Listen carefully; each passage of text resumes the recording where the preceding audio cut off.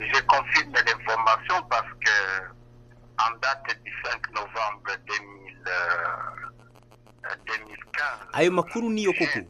Tariki 5 z'ukwa 11 umwaka wa 2015 twandikiye guverinoma ya Kongo ibaruwa isaba ko icyahoze ari M23 yahindurwa umutwe wa politiki ukitwa Alliance pour le Salut du Peuple nk'uko bikubiye mu masezerano ya Nairobi ateganya ko umutwe wa M23 uhinduka umutwe wa politiki. Au point 5 de la déclaration du gouvernement qui demande au M23 de se transformer en parti politique. Kuki mwanditse iyo baruwa musaba ko muhinduka umutwe wa politike aho gukomeza nk'umutwe wa gisirikare unakora politike? Mwaratsinzwe. M23 ntikiri umutwe wa gisirikare ukora politiki.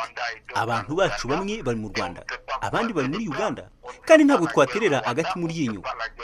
Ntitwashoza intambara y'amasasu turi hano mu Rwanda cyangwa muri Uganda. Tugomba gukomeza kurwanisha ibitekerezo. Niyo mpamvu nyine twahisemo kuba umutwe wa politiki Alliance pour le Salut du Peuple, ASP. None niki kigiye gukurikiraho? Oui. Va suivre la poursuite des déclarations de Nairobi,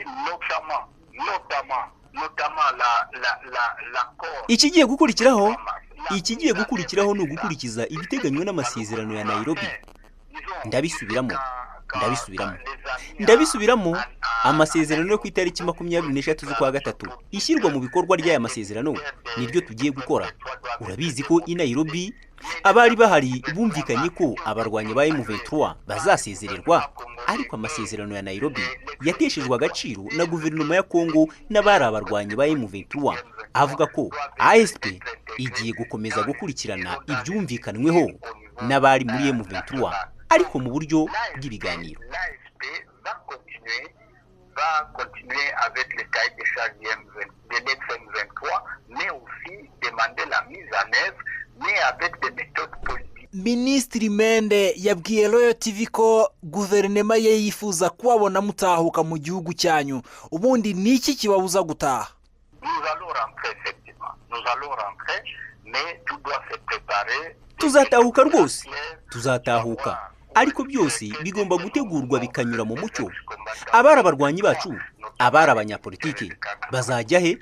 Tuzasubira mu gihugu cyacu rwose, kuko ntituzakora politiki mu Rwanda cyangwa muri Uganda. Ni muri Repubulika Iharanira Demokarasi ya Kongo, ariko ibyo tugomba kubikorana na guverinoma ya Kongo n'ibindi bihugu. Nyuma yo kwamburwa intwaro, waduha ishusho y'uko ubuzima buhagaze aho muri mubayeho mute? Nous attendons que nous puissions rentrer chez nous, mais les pays. Ishusho rusange, twebwe dutegereje gusubira mu gihugu cyacu, ariko ibindi bihugu nka Uganda cyangwa u Rwanda aho ndubu nakubwira ko batweretse urugwiro, batwakiriye neza rwose. Nge nshimira guverinoma y'u Rwanda, abanyarwanda ku byiza byose badukoreye. Je suis très reconnaissant envers les gouvernements rwandais